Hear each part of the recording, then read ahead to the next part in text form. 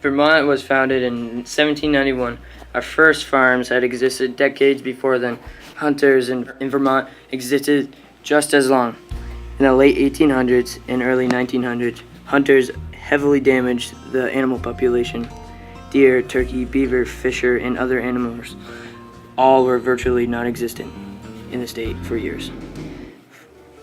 For the first couple of centuries, if a varmint was bothering a farmer, he could simply kill the pest.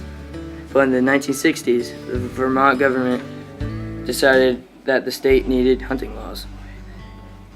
This, in many aspects, was great for the wildlife in Vermont.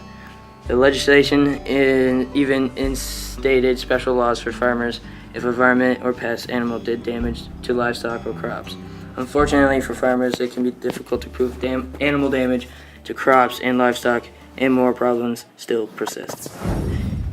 It is a Vermont farmer's right to have more property-damaging varmint control. The most menacing threat to Vermont farmers, and one of the few animals which has more right to lands than your average landowner, the culprit of the largest destruction to Vermont's farms is the beaver. In Vermont, there are over 6,400 farms, and over 1,200,000 acres of farmland. Each farm has an average size about 195 acres, and the average size of a Vermont beaver swamp is around 11 acres. It takes less than a year to start damming it, and then they probably make the dam big, and probably maybe 3 years when they really flooded everything and made channels in there and everything, so they kind of ruined a lot of land. The swamp he's referring to now has over 3 major dams with many side springs over it.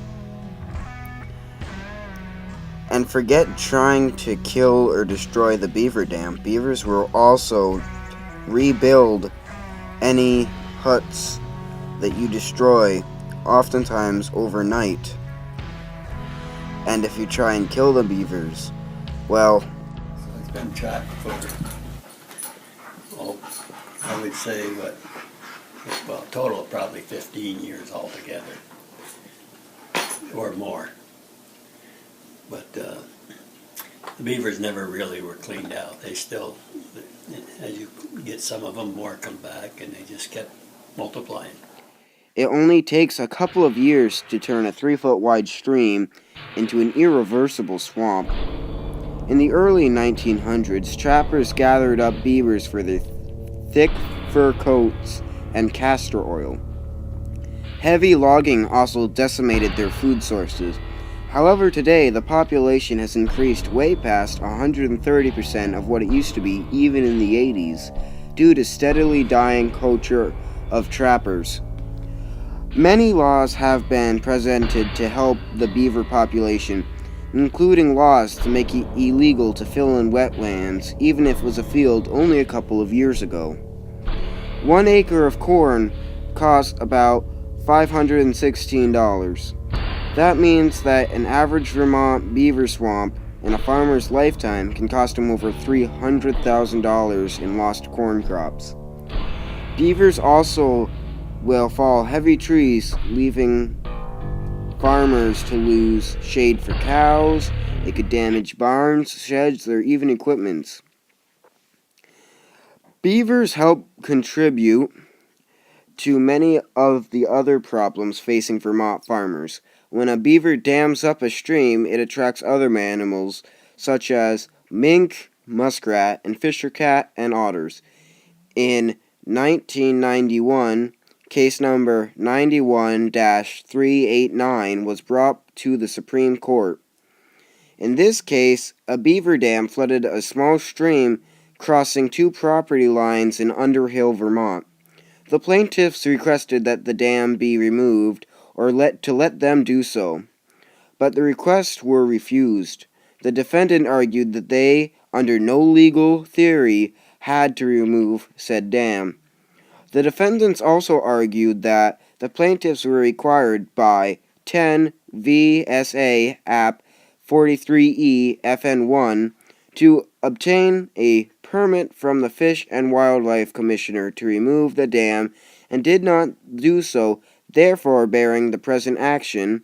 The court reasoned that both the plaintiff and the defendant would need permits to remove the dam.